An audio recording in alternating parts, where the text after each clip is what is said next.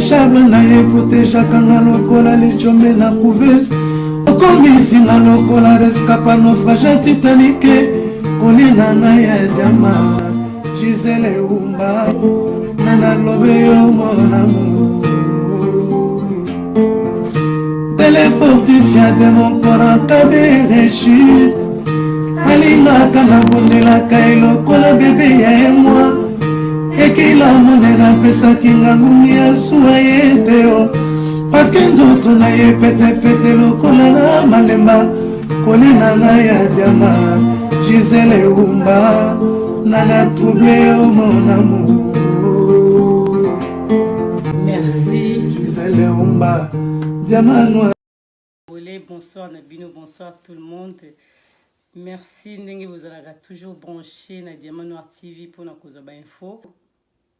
Tozana na président ya CCDP. Président ya CCDP ou ba bengi na kombo ya Odombo tozoko tisaye pour tout solola makamunyo so izoleka situation actuelle na kati ya RD Congo nde toloba toujours biso ba peuple congolais tolinga mingi kosola vraiment mboka. Donc merci na bino surtout au bolingara Diamant Noir boza toujours branché pour komela biso bokomeli biso na mail na biso ezali giselumba@yahoo.fr. donc oyo bazara na ba question ya kotinda poto tuna lelo tozali jour. Bonsoir président ya CCDP Odombo. Ouais, bonsoir. Bonsoir maman Diamant Noir Gisele Umba. To bandara botuna ba makambo ya sanguna no ya CCDP avant que tokota na oya mboka ndenge tolobaka boni santé na yo lokola yoza motambu ici ya CCDP et boni CCDP zokende ndenge nini avant que totuna makambo oyo tozana. Ok, merci beaucoup na question na yo toza un peu rapide. CCDP za bien, CCDP zali l'un des mouvements il y a la résistance groupe de pression il y a ba Congolais bavandi na diaspora oyo ezobundela mboka CCDP za kaka na diaspora te surtout na Congo PDG Koti ils ont na ba province mingi CCDP za na Katanga CCDP za na ba Congo précisément na Matadi CCDP za na kati ya Kinshasa mais comme ils allaient mouvement ya résistance ils ont parti politique ité pour ils allaient na siège officiellement na kati ya pays. Donc, ils ont un mouvement où les Congolais ont conscience, où toujours travailler dans bango pour na problème de situation tout ça dans la RDC ici là. Donc, occupation biso tout et puis pour tout le saka. DCCDP déjà tout quotidien en bon boka, donc il banda biso ça tout fonctionner comme groupe de pression pays résistant. Donc CCDP zali très très bien dans ba siège national sur dans Paris, précisément pardon en France, il y a Lyon, il y a Caen, il y a Rennes, il y a Grenoble, donc il y a quand même la place Ebélé, et na Saint-Étienne, place Bande comme chose que bazali kuna, ou il y a pour Bundana Bango, et CCDP ezali na Belgique précisément na Bruxelles. Na ko bata 2-3 déjà ba benginga pona balobi ke boyambaka ba téléphone te donc ba lingi ko s'adhérer za tant souper aux amon en béba parce que ça téléphone il y a moins kala ndeko wana parce que au lubaki le kamba ndeko wana za na besoin adhésion na CCDP na Londres. Na Londres déjà tous en antenne ils ont démarré kala mingi te moto kambango ezali maman na biso moko za na Londres ye moto kambango ndeko wana ya mwasi soit atindi numéro na ye par yo soit akomeli ngai na Facebook nanga ngana ko orienter place pour kende ko sala adhésion na ye lokola za na Londres toujours ngapito fungola antenne ya CCDP à Londres je pense que vous allez bien na orienter mbalamo pa ya maman la biso ya ko kamba CCDP na Londres et aux amala momeki donc soit à contacter nga ou soit à komeli CCDP info et aux amala na RD Congo ndenge to litoloba lelo ndeko na biso Odombo soki lelo totuni yo olobela biso justice ya mboka na biso okokoloba nini déjà poto banda na question na biso ya liboso ezawa. Bon d'ailleurs déjà justice en mboka eza justice ba congolais te eza justice ba occupant nga ozo solo na résistant ozo solo na moto azali membre parti politique te parce que mboka so eza na kati occupation parti politique existe akate justice wana eza justice ezali contrôler et pas ya ba occuper biso bango ndi basala justice wana na komeka quand même ko décortiquer en moke avant ya ba élection na bino wana o kendaki wana Hippolyte Kanambe a changé qui ba magistrat ya cour suprême aussi longtemps et le quoi ni salamaka jamais Kanambe muta changea ki ba magistrat cour suprême. Muta za procureur général lelo. Muta chaka yewani za Kanambe. Ti lelo za ka procureur général. Donc tu éviter comment ti lelo za ka procureur général. Donc justice amboka eza toujours na maboko papa. Donc tu ko beta lisolo justice wana to aussi muta ki mboka nene sikola mite. Photo beta biso photo tuna po makambo ezole katon musu mingi na mboka to lebito kota penza na ba détail te mais yango biso to lingi to tuna bino tanto yambaka ko tuna par rapport ya situation aussi sécuritaire o ezana kati ya mboka na biso est-ce que ko sala analyse quand même po na yango po yoza molobeli ya ba peuple bundara po na mboka to ko tuna o mutuna wana po na analyse na yo totala situation ya sécurité na mboka na biso. Bon, d'ailleurs, déjà, Tilombo comme Azam Motalokuta, à cause qui bino qui soka comme président, à Okangaba Kacho et demi na ané. Mais depuis que Tilombo va nommer dans Hippolyte Kanambe, Tilelo a Kangi Kacho Moroté, ané réseau fonctionné, demi a réseau fonctionné. Et preuve année, de Bonabiso Freddy Libeba. Freddy Libeba, Bakanga qui na Ovira, Aza Sibanza na demi pour Kitambo. Et na demi pas autre. Azali Peka Montabilamba Makasi. Donc, il combo naïf Freddy Libeba. Bakangiye, asa sikoyo na demia. C'est là bafu d'information tozui. Ba te retirer makasi, na éviter ba te retirer na raison nini. Étant que congolais, bakangiye. Donc, plus on, bakacho oyo tilomba qui a okangati les réseaux fonctionner. En plus, tilomba za na pouvoir mon côté à contrôler ba service à renseignement aux Anakachambo parce que tout est géré par Rwandais. Voilà, tout le monde na likambo tozomona oizoleka. J'espère que yope Olanda ki bande kona biso commanda eso na bokechwa ya mboto moni na ndenge bango baboyi drapeau ya mboka na biso otomona ki disant que lelo ezo mema malheur na mboka wana na RDC. Et puis tomoni que réaction oyo ya bandeko na biso ya UDPS balobi que il faut qu'on poursuivre bango na justice. Réaction na yo na makambo wana nyonso nde eleki ndenge bakitisi drapeau et puis réaction ya bandeko na biso côté ya UDPS. Bon, d'ailleurs, merci na question wana na ndenge otuninga. Comment na geste oyo boketu na eso basali biso na CCDP to encourager ngo pe to féliciter ngo pe to za ko soutenir ngo à 100%. Biso na CCDP. Parce que etumbala biso to menaka awa n'importe quel Congolais soka sali action oyo ezali pour intérêt à combat oyo biso to sala pour na mboka. Biso déjà dans le groupe, dans CCDP, tout ça, d'accord. Pourquoi? Parce que en 1993, après deuxième pillage, n'importe quoi Zaïre, IDPS, kaka IDPS sur le loyo, ba sangani na ba Rwandais, ba comment ça va Congolais, IDPS wana. IDPS a salaka manifestation moko na boulevard du 30 juin na Royal. Na boulevard du 30 juin na Royal. IDPS a salaka manifestation moko na 1993. Ayaki na manifestation wana na ba drapeau ya Zaïre. Ba drapeau ya Zaïre na ba effigie na ba logo ya MPR. IDPS ayaka na cercueil na boulevard du 30 juin na 1993. Tant où IDPS ayena cercueil, ayena drapeau ya Zaïre, akomi wana bazui photo ya Mobutu ba tiango na kati ya cercueil. Tant que photo Mobutu na kati ya cercueil, bazui drapeau à Zaïre batumbi yango na 1993. Bakati na ba effigie ya MPR. Tant ba silisi bazui cercueil wana ba memi yango lokwa bazoke ne ko enterrer ba mutu disons. Na kati ya cercueil ba tiaki photo Mobutu. IDPS ba wi ke ba enterrer Mobutu na drapeau na ye, na Zaïre na ye, na dictature na ye, na politique na ye. IDPS a sala ngo na 1993. Tolongo en 1993. Toye 2012. Tant où IDPS a bandé pour réclamer vérité de Sion. Ba membre, il y a IDPS. Je vais quand même citer leur nom. Entre autres, Babi Balukuna, Teams, Major Tati, Oyakufa, qui encore? Exactement, groupement de IDPS. En 2012, je dis bien en 2012. Bakei na même ambassade na Bruxelles wana balongola drapeau wana IDPS balongoli drapeau na 2012 babi balukuna zaki na kati major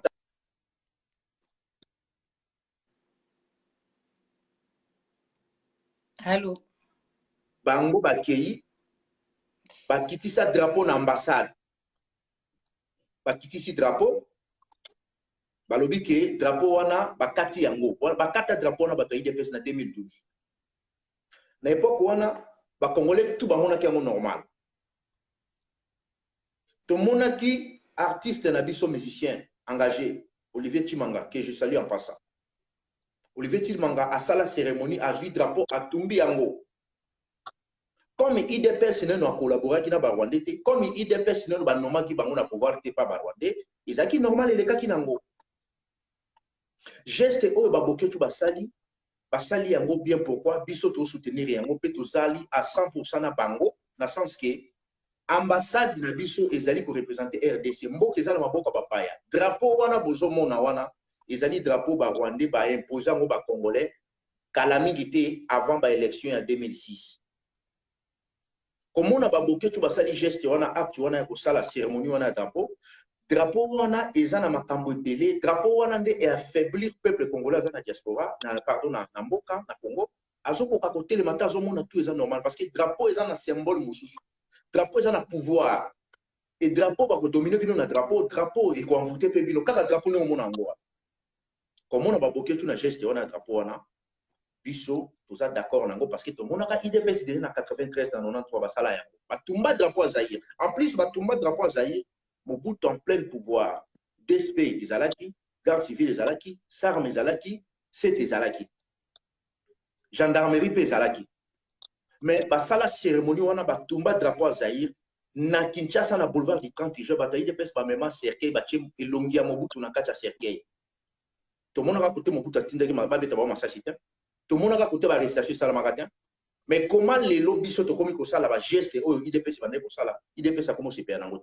donc cela veut dire IDPS va on pour ça là Mobutu makambo Mobutu azaki na dictateur dictature IDPS c'est ça déjà plus que na tout le monde qui na deuxième république donc cela veut dire acte ba boketu ba sali pour na kolongola drapeau na occupation na ambassade na biso na Bruxelles ba congolais tout il faut pas soutenir geste tout congolais sans exception il faut soutenir geste y compris biso na CCDP to sepeli na geste parce que IDPS batumba drapeau Zaïre IDPS ba chamo butu na cercueil bato IDPS na 2012 bababi balukuna pona bakende pour réclamer vérité na bango désir ne wana bakende ki ko lungula drapeau bakata drapeau na ambassade wana kana Belgique pourquoi lelo baboke tuna iso basala ngo comme problème aussi longtemps que bato IDPS déjà basala yango avant même kutu biso to sala pour le problème ezali justice bonsoir na pesi ba congolais nyonso mbote na pesi mama diamana mbote et cette fois-ci toza wana parce que il faut to répondre coup sur coup parce que mensonge ezali ko déstabiliser ba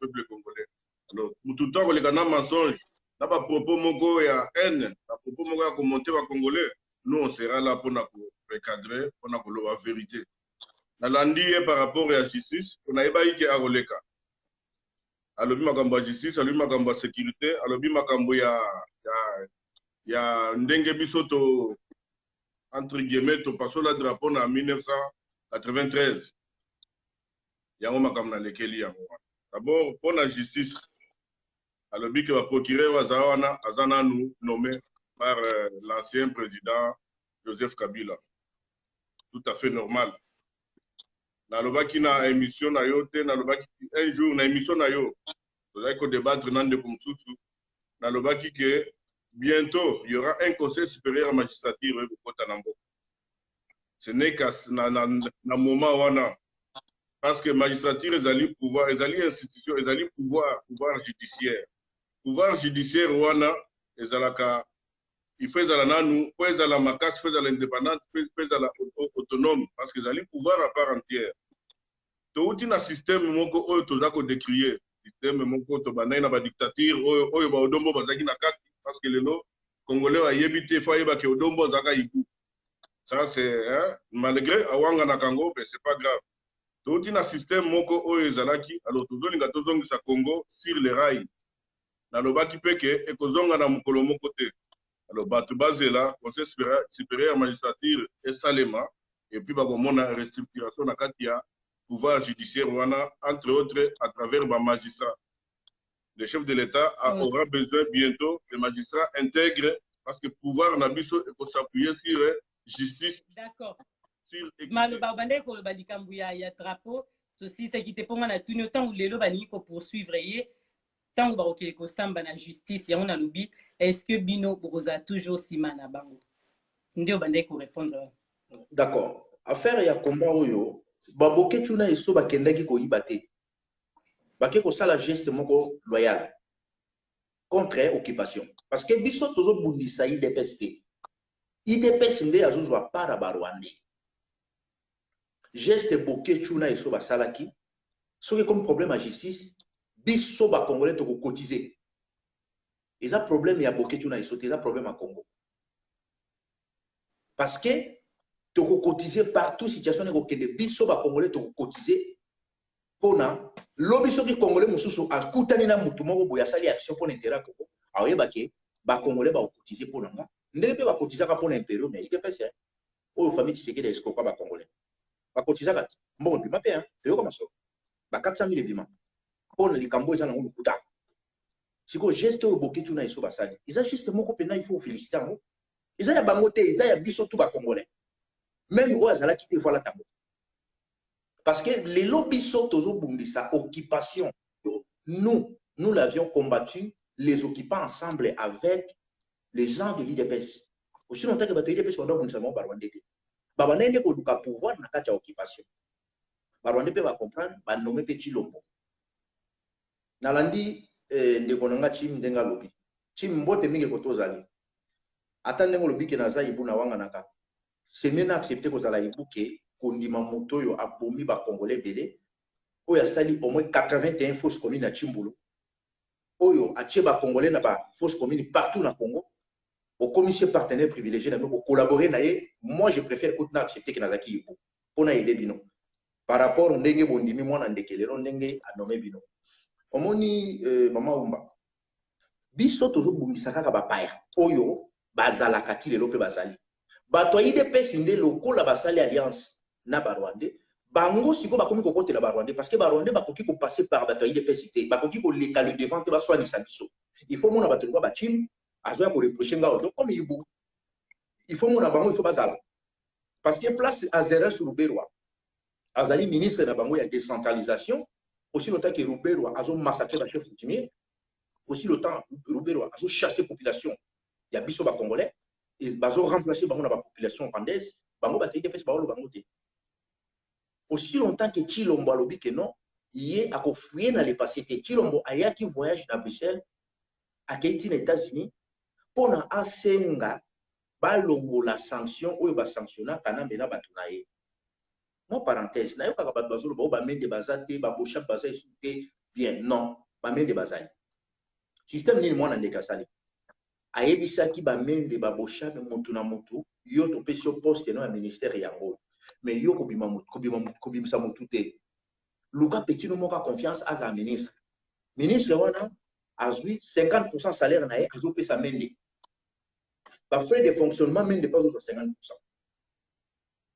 Donc ministre wana aza na kaka étiquette mais mende mutu aza ministre siko pona ba ko sabino ba congolais bazui siko yo inconnu mutu moko boy soit oyebi aza pe congolais menda nommé ministre au chapitre aza na ministre na ye obe mina ko aza na ministre na ye siko ba ko sabino ko ba mende bazana kata ba institution nzoka bazali komba na biso to salelo bato aide pesi ba yebi ke komba na so to saleza vrai parce que jamais président de la République a commencé à 21 jours libanda ya mboka soka za maladie mutazani maladie taza en bonne santé mais ça dit 21 jours libanda mboka tu ne vas pas pouvoir tiens quand même bazo continuer ko nommer bato quand même bazo continuer ko sa aventure biso to bundisa occupation bato IDPS balobaka na ba congolais que non soki bo sepelité na politique moko bo mona ngula en face na bino za mabe il faut boter le melango donc biso ba congolais to mona ki Rubero aza toujours wana biso ba congolais to mona ki armée na biso eza toujours géré par ba rwandais et tous les officiers rwandais pour basaki na kati armée wana baza toujours na kati armée na biso et ba généraux rwandais tout au basaka na ba fonction baza toujours na ba fonction yango no moni biso ba congolais to bi que non combat na ceci li noté parce que bango bato IDPS basala ka nzembo ki zongi sai na Rwanda mais mutonga zongi na Rwanda te akumi le partenaire na bino donc automatiquement il faut bondi ma combat ya bandeko mususu ba osala donc combat ya occupation ezaki combat ba parti politique ezaki combat ya peuple congolais yango nde biso tozobunda elo voilà nazongi na likambo moke avant que to leka likambo ya drapeau parce que bango ngai na yambaki pe bandeko wana UDPS bango balobi bazobunda likambo ya drapeau etant bato ya UDPS te mais lokola ba peuple congolais parce que baza d'accord te kozwa drapeau na biso kokitisa eza humiliation na bato mosusu bandeko oyo ya bapays mosusu oyo ntango bazomona eloko ya ndenge wana ezosalema na mboka na biso ntango mosusu yango bango baza d'accord na yango te mais bazoloba te na nkombo ya UDPS mpo natunaki mpena motuna oyo balobi ke bazoloba na nkombo ya peuple congolais nde likambo ya drapeau toleki tokoti na likambo ya minembwe ntango tomonaka yo yango bandeko mosusu ntango mosusu batunaka ke diamant noir soki na yambi yo ntango mosusu totunaka baquestion mais baquestion na biso totunaka ezalaka mpona koyeba chaque jour situation ezochange na minembwe nkombo wana soki namoni yo nkombo wana eyembala moko donc ntango biso tomonaka ndeko na biso odombo tomoni nkombo ya minembwe tokoti na likambo ya minembwe lelo tolingi totuna epai na yo okoki koyebisa biso parce que ozalaka bien renseigné na situation ezoleka na est donc biso tolobaka mingi minembwe mais minembwe eza bamboka eza ebele engani na ntango ya nkombo wana mais eza nyonso na est est ce que okoki koyebisa biso lelo situation ezoleka kuna na minembwe?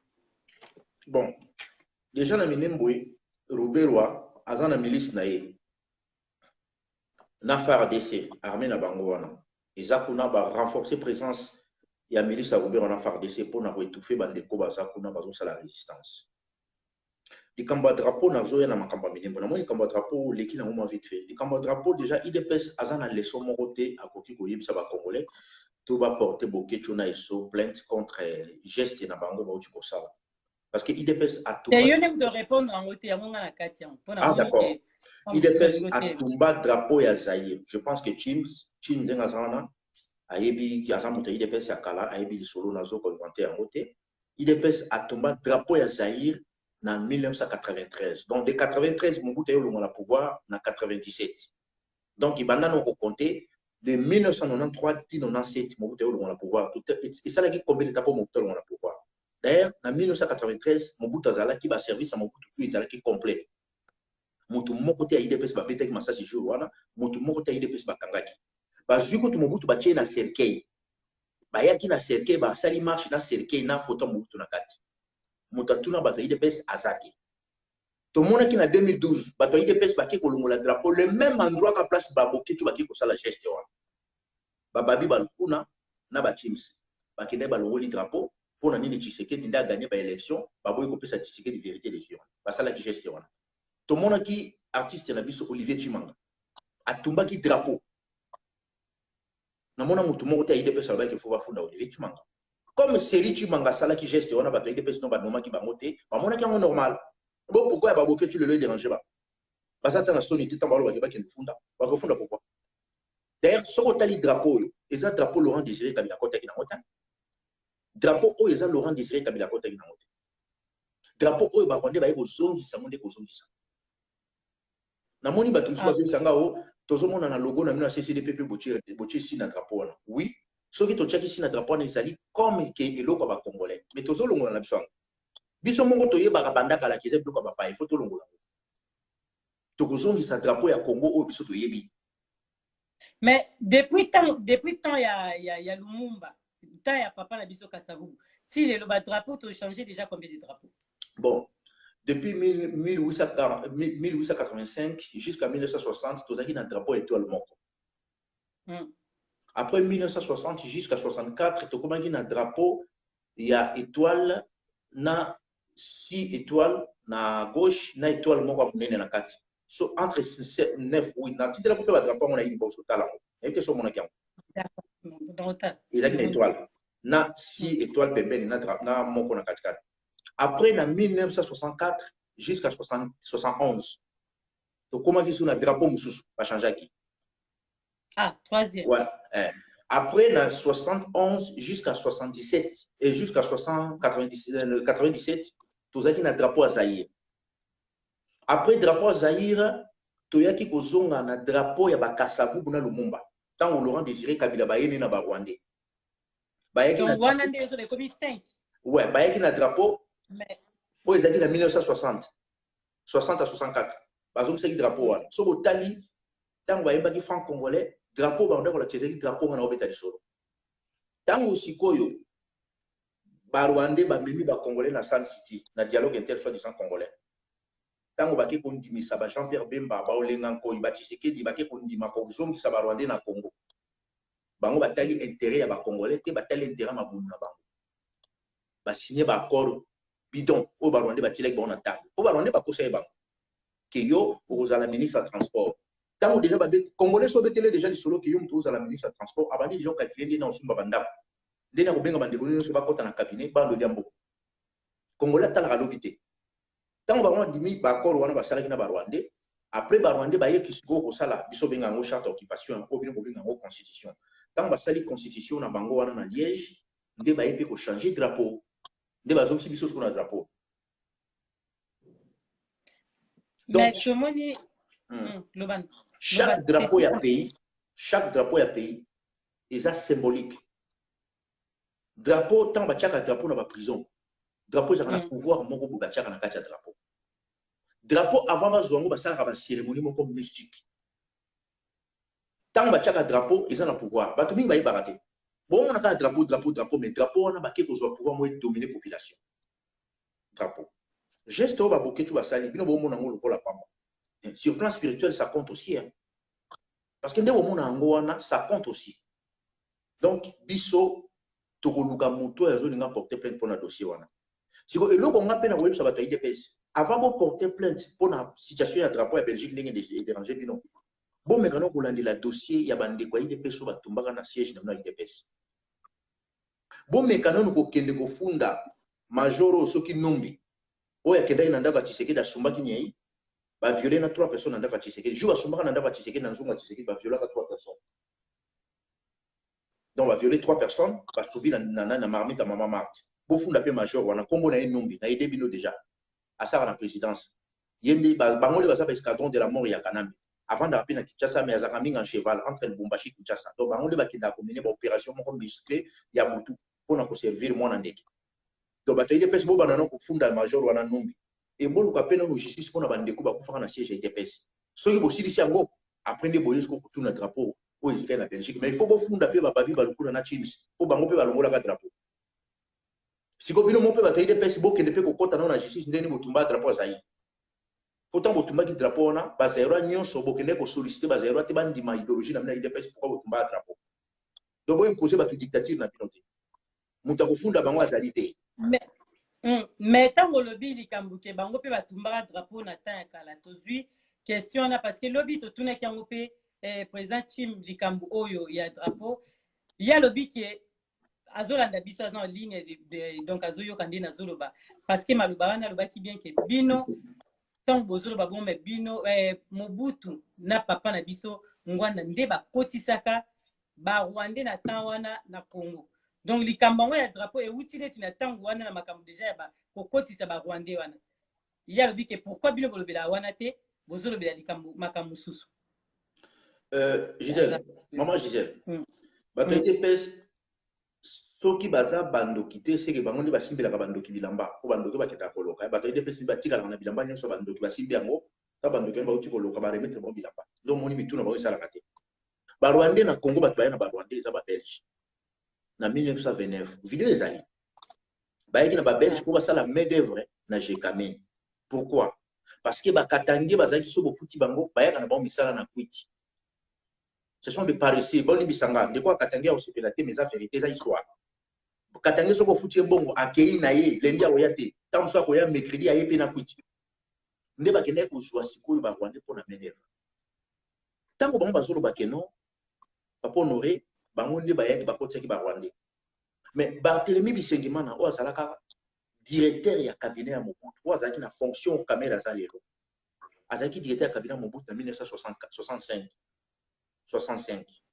tango azalaki directeur ya cabinet ya Mobutu ngwanda azalaki na école azalaki na université mutu azalaki deuxième personnalité ya pays azalaki Tshisekedi Barthélemy Bisengimana tango azozwa ba bourse azopesa ba Rwandais bakomokende otanga komba za roi na époque komba congolais ngwanda azalaki na université na Lubumbashi otanga Tshisekedi azalaki numéro 2 ya pays pourquoi bato IDPS bakotisaka ngwanda na likambo ya azalaki te Barthélemy Bisengimana azalaki master na bango baliaka na ensemble banda ovanda na yazwaka ba bourse ya Congo ya Zaïre azotinda ba Rwandais ba yotanga ko ba Congolais ngwanda azalaki même pas na ba faire hein ayiko ya après problème ya kokotisa rwandais moto akotisi rwandais te barwandais bazalaki na mboka na biso depuis 1960 barwandais bayaka na 1972 bayaki kutu koréclame nationalité bitumba esalamaka na kivu baboyi kopesa bango nationalité mpe oni aboyi kondima bango mpo baza bacongolais bazali wana époque eza problème mosusu tosola te ezali problème ke idps lelo andimi occupation bakomi bapartenaire na bango yango ni problème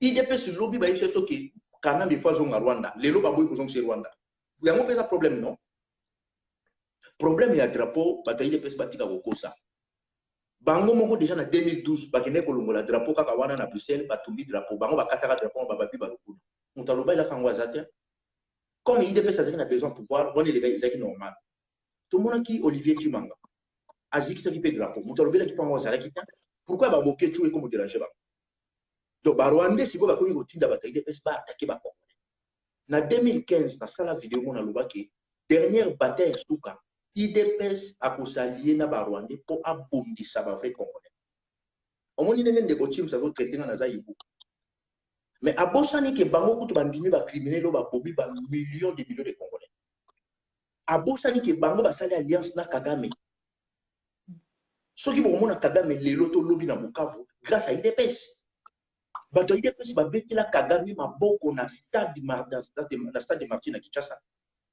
est-ce que bato ya idps bakokompare kagame nanga batika moto ya mabe problème toza nango lelo biso tobundisa idps te idps nde asali alliance na barwandais lokola biso tozobundisa barwandais tozocontinue etumba na biso na barwandais eza na rapport moko te en plus bato ya idps eloko na koyebisa bango ntango bino bomoni ke opposition na bino to komba na bino esili mais pourquoi boboyi baninga mosusu basala komba bino mondo olobake bino boza bato ya état de droit bato ya démocratie moto na moto soki asepeli te akorevendique na ye badroit na ye mais lelo mpe bakongolais biso mpe tozorevendique badroit na biso parce que bino bokomisi kana mpe partenaire bondimi lelo baassassin ya peuple congolais bakomi bapartenaire na bino toza na droit otelema bino lokola bolobi ke bozwi pouvoir bokende biso mpe tozocontinue tobala biso mais boyebake avenir ekopesaka bato na bato raison parce que lelo kana bakomi partenaire na bino je kanga malobo na oloba lelo lobi okomonaka bato ya idps baoyo koluka si biso tobunda na bango ensemble oyo bandeko bolimbisaka tosala unité tokende soki obundisaka bandi ekoyaka na mingi te ekoya idps bakasi baza na pouvoir te banomi nde bango lobi bakoya baoyo oyebisa biso kake on est entre nous singa famille ebendanaka mekatanaka te wana eza langage ya bacongolais oyo tosanganaka tokende obunda omonaka bato baoloba biso lelo ntango moto azoleka odo azalaki yibo mais andimi kutu rwanda abombi bamilio de congolais est ce que mutani wana pena kokeso bandimi kanambe oyo asilisi bacongolais na koboma kanambe atindi kutu mutu tina ndako ya lider na bango tshisekedi mutu aki kosumba aviole na bato mutu wana balimbisi ye mutu abomi shebeya tomonaka ntango arma akufaka bato idps tu bazalaki d'accord na corps arma lelo banda arma akufi 9 ans ekoki 9 ans parce que arma bakangaka le 30 septembre le 2 nde tozalaki confirmé ke babomi ye le 2 novembre, le 2 octobre, pardon. Le lieu sali 9 ans. Bato IDPS bando réclamer pour armement. Bato IDPS bando ba justice pour armement. Le lieu bako bango soute pour armement. Si vous attirez biso charge. Yangonde loko ngana osenga na bato IDPS. Côté mususu ko moni ki ozoko kana otende ko fanatisme pesa mabe. Il faut bo se taire. Président de la République, mutu so za président ya mboka. Et loko ni boso za la kanango. Il faut contrôler sécurité en mboka. Il faut contrôler justice en mboka. Il faut contrôler finance en boka. Chilombo azana pouvoir te pour contrôler biloko wana te. Azalaki na voyage na Belgique, ministre de défense na bango a boy komatana ya avion. Banda Chilombo ki kuna boyo ki ba sanctionner ministre de défense to ba révoquer. Moto azana denia Delphin Kaimbi. Banda Delphin azana zo torturer ba congolais zo boma ba congolais na denia. Déjà ki Chilombo a changé poste, on n'est pas Delphin.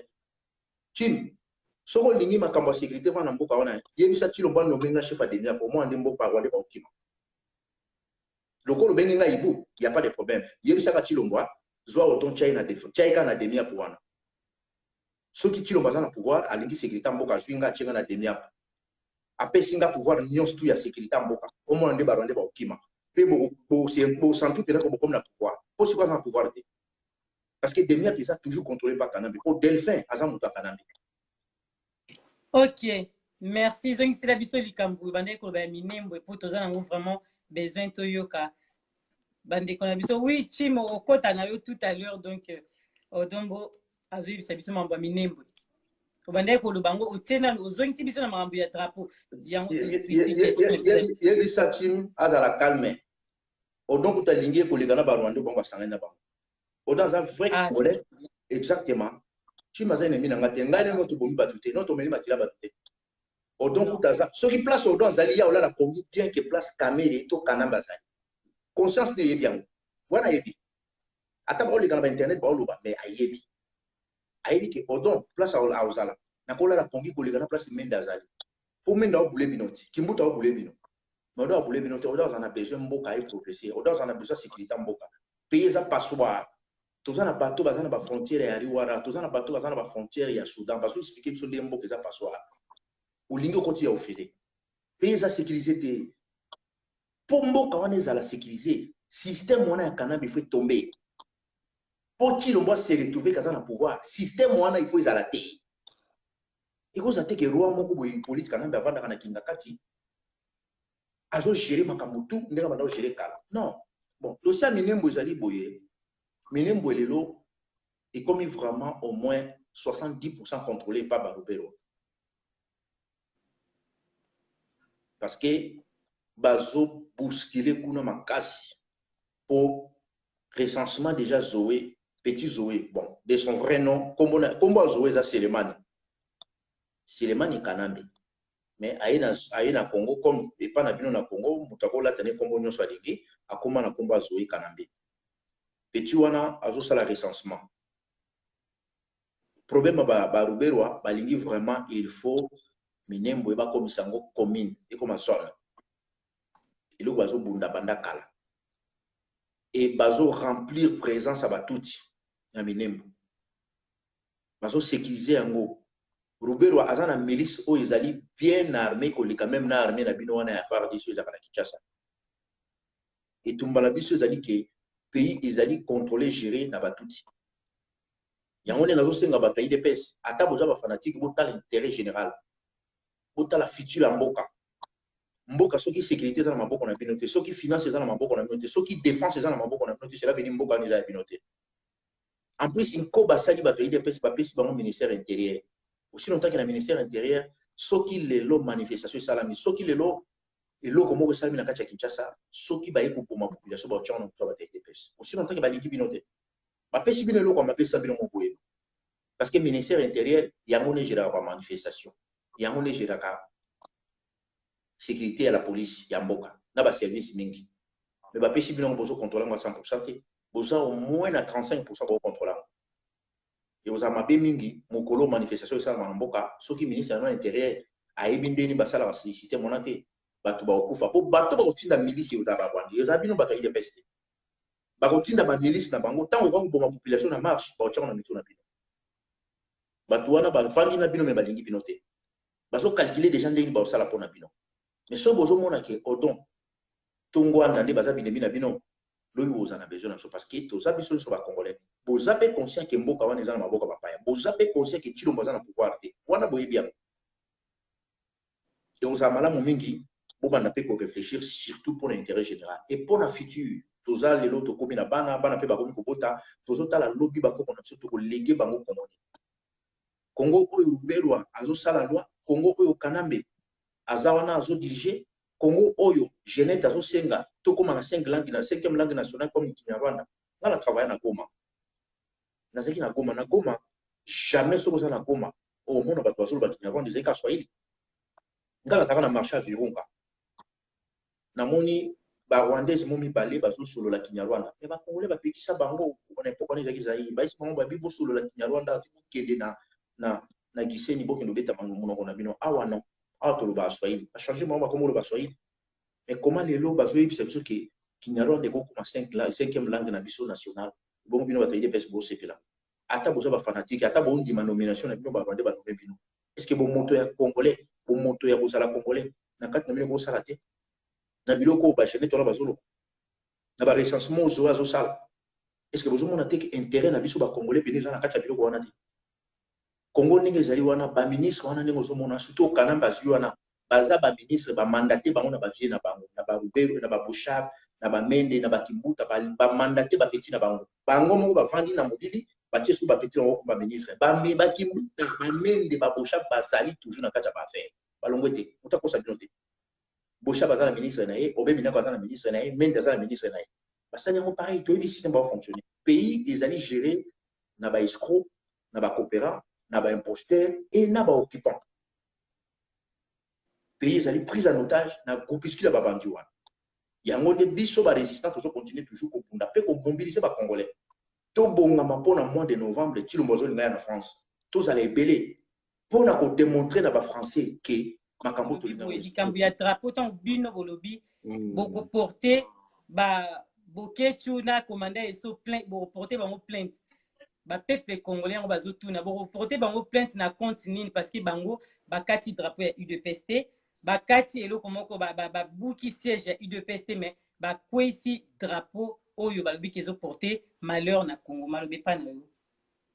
Oui, maman, ceux qui congolais moko azotuna ndenge wana ça veut dire congolais wana azana kobunga yango il faut toluka moyen pour aider bandeko na biso ba congolais parce que eloko oyo ezosangisa biso ezali mboka et drapeau ezali incarnation ya mboka donc ceux qui tozolobela drapeau tozolobela te kaka po toza bato ya UDPS tozolobela symbole mobimba ya mboka donc d'abord atie alors ntango olobi eza débat te yango wana omonaka miso na yo ezalaka moto aye alobi makambo na ye asilisi oyo alobi makambo na ye asilisi mais soki oza d'accord eza analyse donc oza d'accord na makambo oyo président esisi epa alobi te oyo alobi sikoyo yo olobi na likambo oyo oza nango d'accord te donc naza d'accord te na makambo ebele alobi naza d'accord te na makambo ebele alobi parce que makambo ebele eza kokosa lelo naza soulagé ke ndeko na ngai Odombo a reconnaître qualité na ye ya kibu je suis vraiment soulagé parce que moni ntango ozowanga na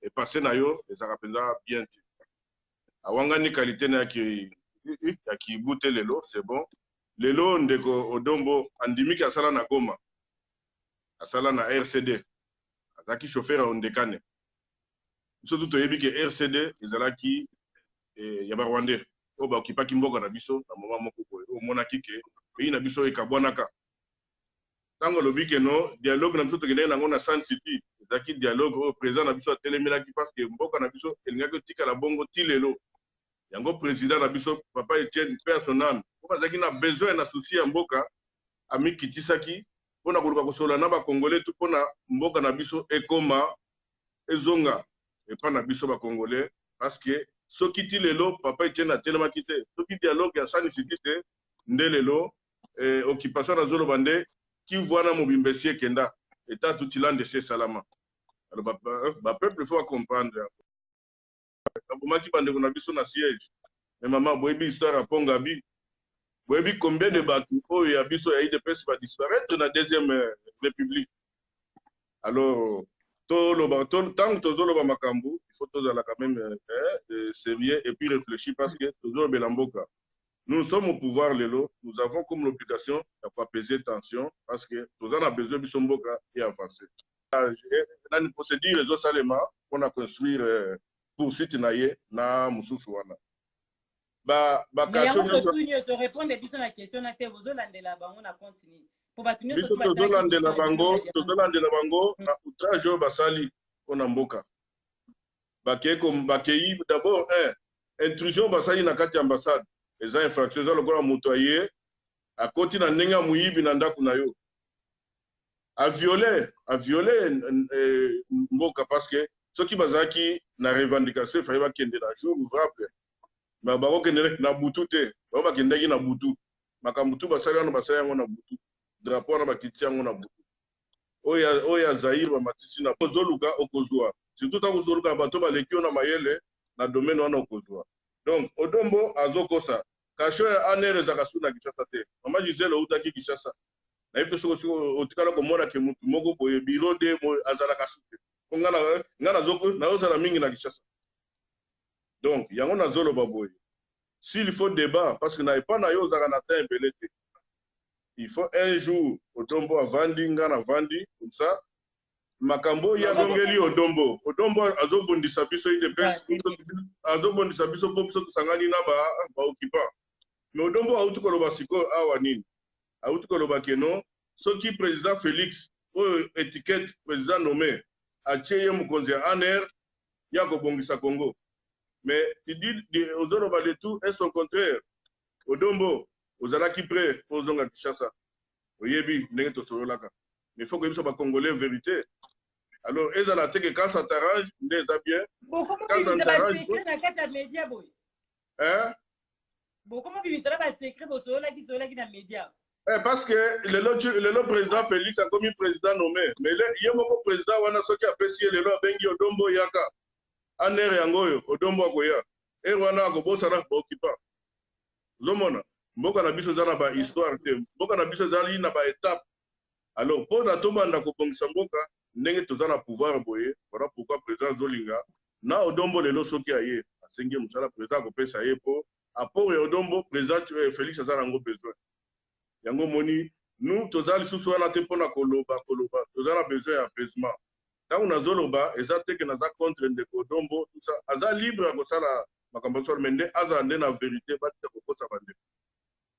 Ngana baki na bino ke ba Rwandais wana Mobutu mutayaki na bango na Ngwanda. Tango lobi ke non eza ba Belge effectivement ba Belge bakina uluka medeve pona kotonga Jekamine. Mais ba Rwandais oyo ya mayele mutayaki na bango ezali Mobutu na Bangwanda wana. Tshisekedi n'a jamais été deuxième personnalité à Congo. Hein? Même dans le ministère de la Justice, place Azalaki vice-ministre, Azalaki ministre à titel. Mais Baloba combat Tshisekedi, mais ministre n'est pas un Baloba Kayete. Donc, il y a un biso ba Congolais, bazo a perdu na ba propos moko ya batu oyo, bazo ko kosa bango. Yango kota ngana na émission na yo. Mais sinon nous, ngana zo réfléchir comment est-ce que Congolais a jouir na bomengo oyo nzamba pesa biso parce que depuis indépendance tozwa ti lelo tozwa carrière pona nini pona ka mitema mabe oyo ya sala boye te mais Odombo nani to bundi na bango awa pona ko préparer l'élection à 2011 tozala kina bango mais est-ce que makambo ya loba na oyo ya kuta pona biso est-ce que zaka bongo merci beaucoup maman Gisèle. Donc, Odombo Lelo, je suis fier de toi d'avoir reconnu passer Nayo et Salibo Moto pour passer Nayo et Zayayo. C'est ça Moutou. Moutou, quand il évolue, hein, comme on dit, hein, pour persévérer dans ma bende, ils ont bien été. Tu as reconnu, je pense que tu es en train d'évoluer autrement. Moi, c'est la fierté. Il y a un Congolais, que lobby va comprendre la politique, nous, ça nous fait vraiment de la fierté. Merci maman.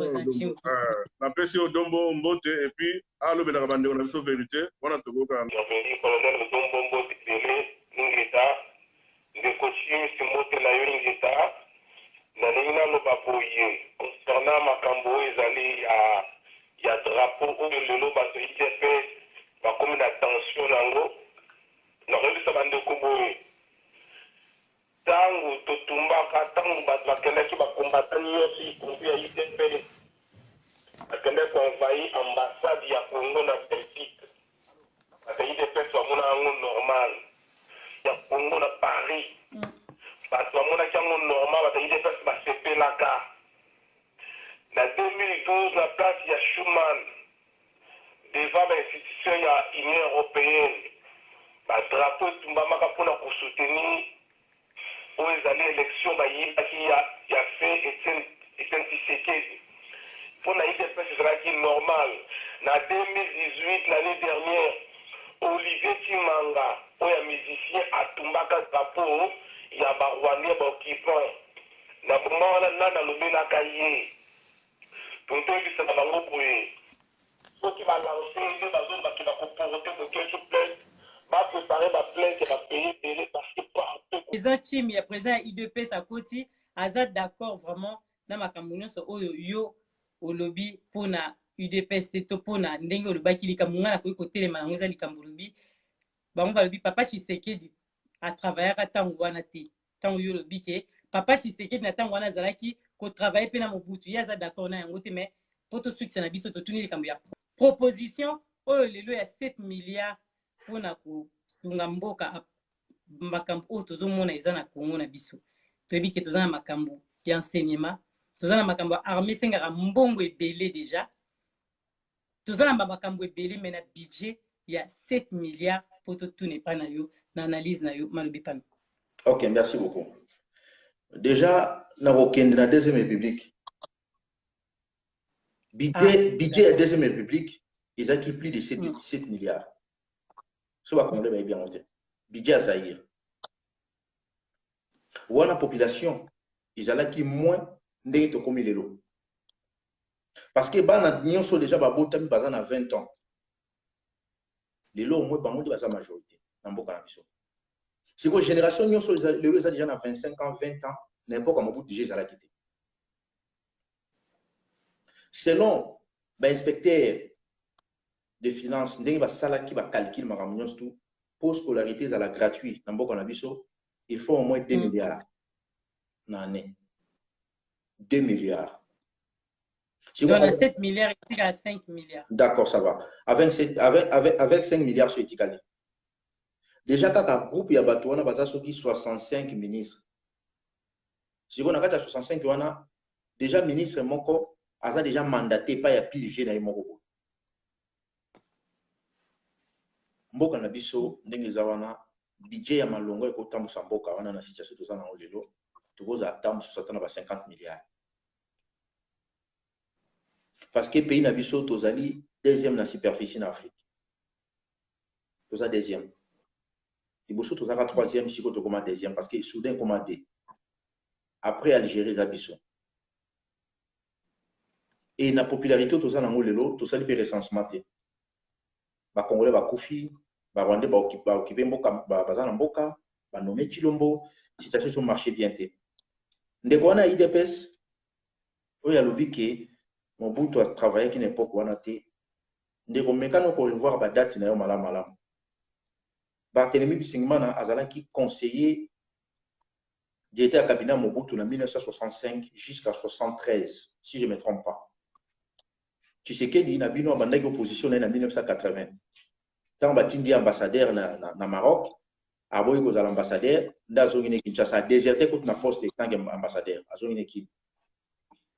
Mobutu abandi kosala Tshisekedi de banda quand Tshisekedi abandi kosala depuis 1960 azalaka nani na 65 azaki nani azaki numéro 2 à pays après Mobutu azaki Tshisekedi ils ont une histoire moto evantango azati ndeko nanga okoza fanatique ya parti na milieu IDPS mais makambo sur la vérité il faut yebango mais le gola quand même à reconnaître que IDPS a tombé à drapeau à Zaïre ça c'est bien le gola reconnaître que Babi Balokuna na ba Chims bagenda ko longola drapeau na 2012 ils a bien tout le monde a équipé Olivier Chimanga à sala qui geste wana même na bango bato IDPS ba félicitera yango pourquoi le ba boké tu vas commis contre parce que capo ba nommé bango ya on a dit que combat tozo bunda IDPS atikala jamais ko bundela mboka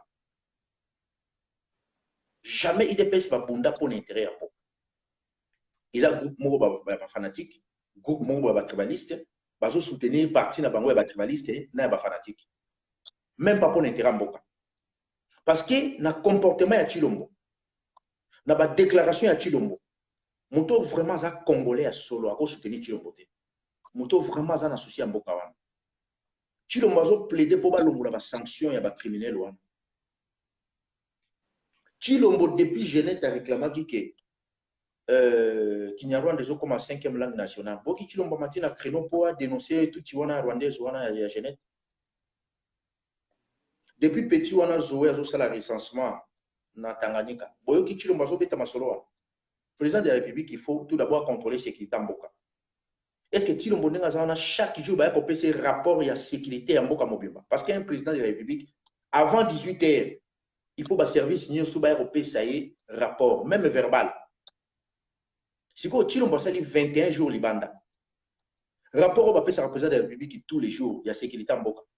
Tu n'as pas un téléphone, la musique en États-Unis, il y a un rapport, il y a sécurité en Boka. Parce que mon toit allait charger la sécurité. Chef des opérations, chargé de la sécurité, ils allaient mon toit babengaki tango fort. Bras droit à Kanambe. Numéro 1 à Demiap. Delphin Kaimbi. Criminel one. Si le là indéniable. Est-ce que Chilombo déjà changé? Chilombo va contrôler l'armée, va contrôler la police. Et là, Chilombo va contrôler, ils ont tapis rouge à Matagawana. Et là, ils ont Chilombo, à part chaussure, il y a là, takana costume. Parce que il y a un canam de basa taille, mon côté, bah, chose à pied, mon côté. Mais tout est dit à canam. Tout le monde a dit Chilombo, il y a à Bruxelles. Équipe d'avance, il y a sécurité. Où ils ont dit à Bruxelles, dans la salle. Jean-Marie Lukula, c'est ça, il y a sécurité à Chilombo. Asa mutakanam bit, asa kana kinga kati. Si on a quatre salles na Bruxelles, il y a ça. Tout le monde est Chilombo aux États-Unis. Bon, mon avis, Moutaï d'épès, à sali vidéo, il y a mon goût, Moutaï d'épès sur la finga rabiso, à sali vidéo avec non, bateau bayamba qui Chilombo, ils ont batouti. Équipe d'accueil, service à protocole, sala qui pour la Chilombo aux États-Unis, ils ont batouti. Bateau d'épès, c'est pas mon avis à monter. Bon, appel pour la banque, c'est normal. Kagame n'est pas aux Anabukavu. À qui ça n'a pas? Donc, les lots Oyo, quand ils ont IDPS, c'est sous le logo, tout déclaré, tout discuter dans le soutien. IDPS a endémique pour collaborer dans le Rwanda. IDPS a commis si le Rwanda est partenaire dans le Rwanda. Oyo biso ba Congolais toujours bunda. Geste Oyo boké tuna iso ba sali, mouta porter bango plainte azate. Ceux qui peuvent oser comme méga porter ba plainte par mon absolument sur ce coup. Si y a un problème, biso mo ba Congolais to cotiser pour nos peut-être comme avocat. Donc, ceux qui battent les PES, va porter Boké Tuna et Soplette, va porter Bababi Balkuna, va porter Olivier Chimanga. Tout qui est tout ce qu'on a justice. Bango peut pas dire pourquoi va tomber à drapeau Zaïre. Mon bout en plein pouvoir, bon va tomber drapeau Zaïre. Va juste photo mon bout, bâtir mon bout na Sergei. Va même Sergei va baguer pour mon bout na Zaïre naï. Va ça là pourquoi. Bon là pour tes acquis dictature, mais le tout ça la occupation. Il faut pour tout ça la prise que vous battez les PES pendant ça. Pourquoi battez les PES par contre? Bon, on a dit que pour si bango soupe à soit no baronde va tirer bango bamela. De bango qui va en pouvoir. Donc au punda itumba oyo peut toujours ça na congolais Chilombo ya en novembre. Tout s'est préparé pour nous démontrer bateau bazo bengi sakai étiquette wana pour na soit disant président congolais ba yeba que peuple congolais de diété. IDPS le la combat na bino ici conseil na repé sa bino c'est apprendre à laisser il faut bosser terre. Ils a soni bosali. Kondima mwana ndeke Hippolyte comme partenaire na bino. Et la Sony. Bataille de place bazana Kinshasa bazoti de la choma lobake bino mukoloboya to boma bino. Mais bon dimi kutu ba Rubero ba Moïse Nyaruga ko bafanda kana no bokena to beta moko na ba masachi te ka biso. Donc na loba eloko na bi ke ezana jour IDPS akosalier na ba Rwandais akopundisa peuple congolais. To komi na temps ngo na lobango. Mutu oya okendo funda mutu pona drapeau azate. Pe mutu wa komema mutu na justice azate so bolingi to me to keneno na justice a chebe ya na arma. Arma ça fait 9 ans non. Assassin à Chebeya, Azarana Bino na Kinshasa Chilo Mnani Kanambe. John Nombe Azana Bino na Kinshasa. Au fond déjà bango. Assassin à Arma Tungulu. Azana Bino na Kinshasa kuna. Au fond déjà y. Si Bino bataille puis Mondo Senga justice pour Arma. Les lobos soit disant besoin de pouvoir.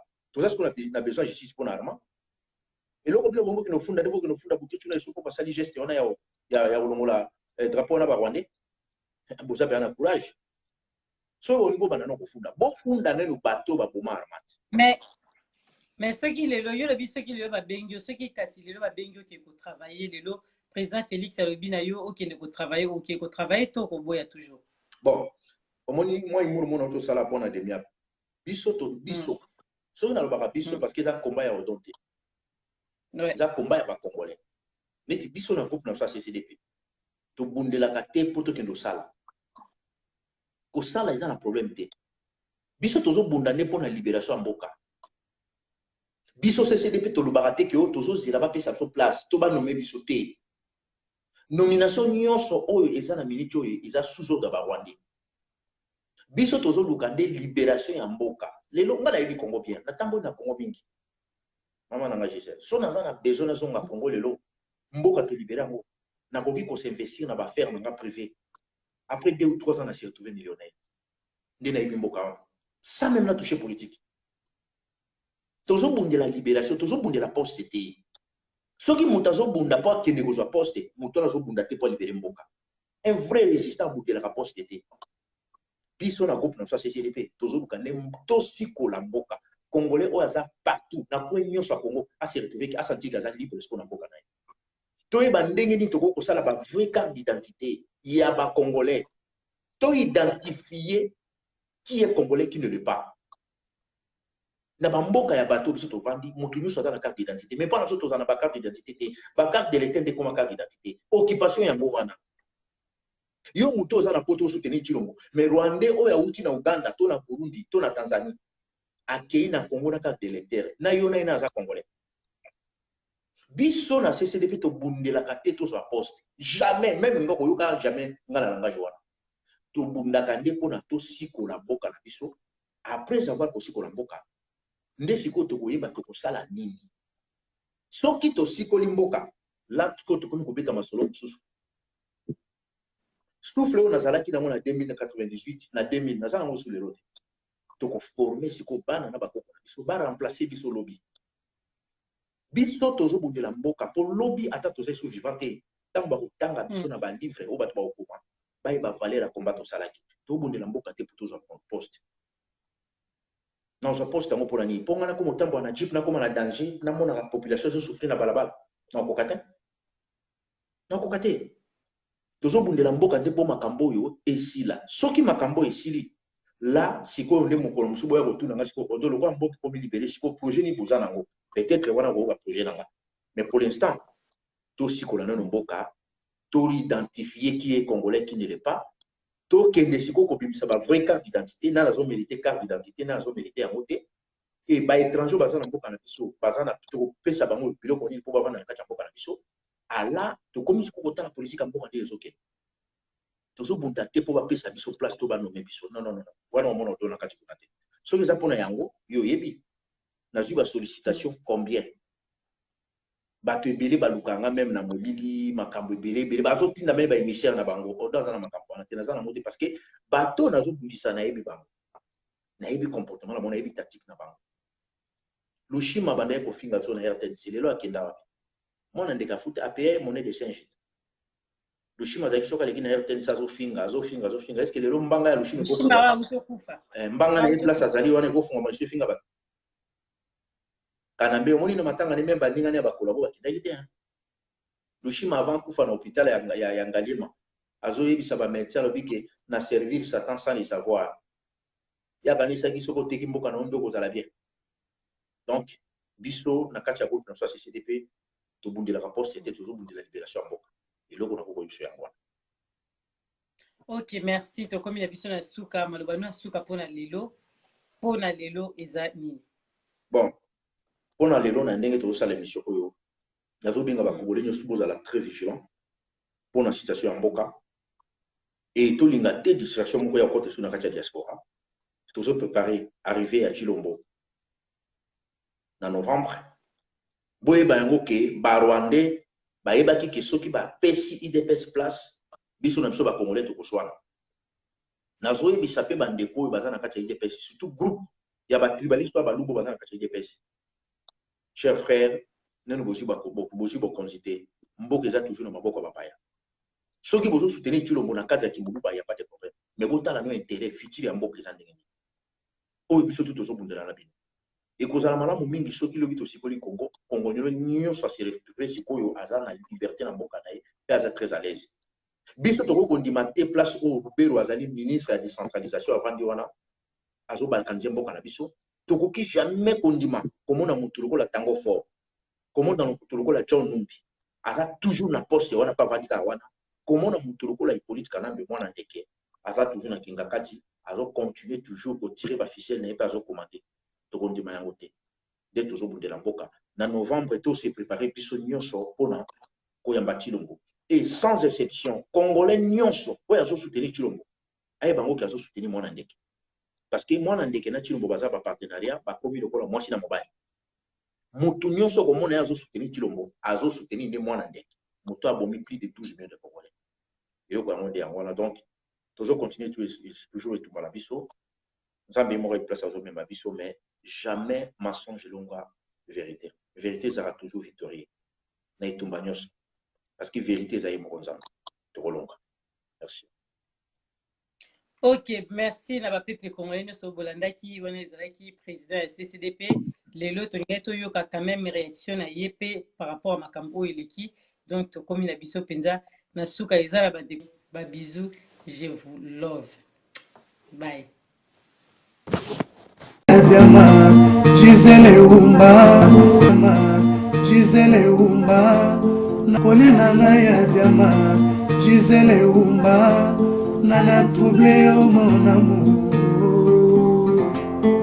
Merci. Gisele Umba, diama